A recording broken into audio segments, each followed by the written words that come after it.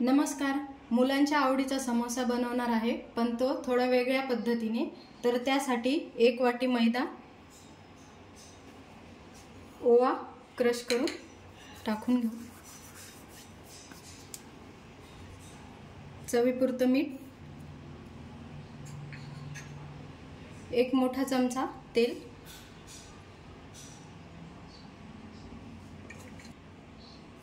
तेल मैद्याला लावून घेऊ पूर्ण. तेल पिठाला छान लागलेलं आहे, बघू शकता तुम्ही. आता थोडं थोडं पाणी टाकून सॉफ्ट डो तयार करून घेऊ.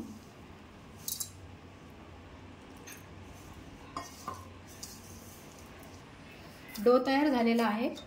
आता याला थोडंसं तेल लावून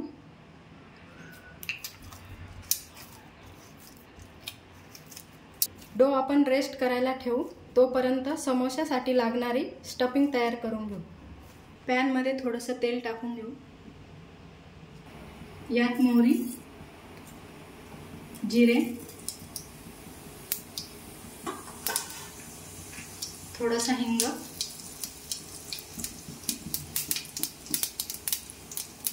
हिरवी मिरची, आल्याचे तुकडे, क्रश केलेले धने, थोडीशी हळद, लाल मिरची पावडर, गरम मसाला, धने जिरे पावडर, काजूचे तुकडे, थोडेसे मनुके, हे फ्राय करून घेऊ. काजूचे तुकडे आणि मनुके नाही घातले तरी चालेल, ऑप्शनल आहे. आता यात मॅश केलेला बटाटा टाकून घेऊ. चवीपुरतं मीठ, अर्धा लिंबाचा रस आणि कोथिंबीर टाकून हे सगळं मिक्स करून घेऊ छान.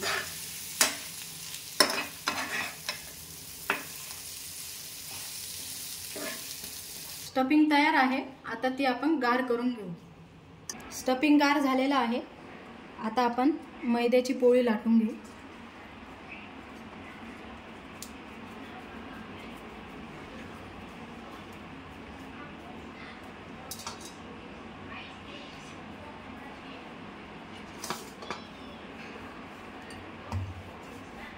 पोळी लाटून झालेली आहे. आता याचा एक स्क्वेअर काढून घेऊ आपण.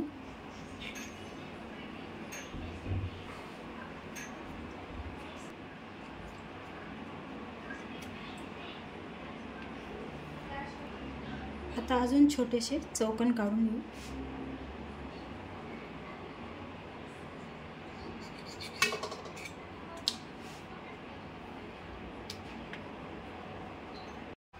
आता याला मध्ये असे कट देऊन घेऊ. आता स्टफिंग घेऊ.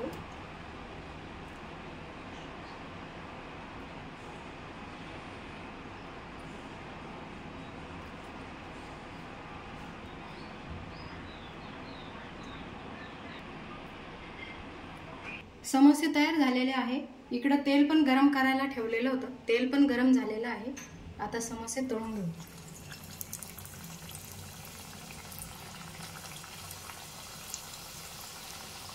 कमी गॅसवरच तळायचे आहे.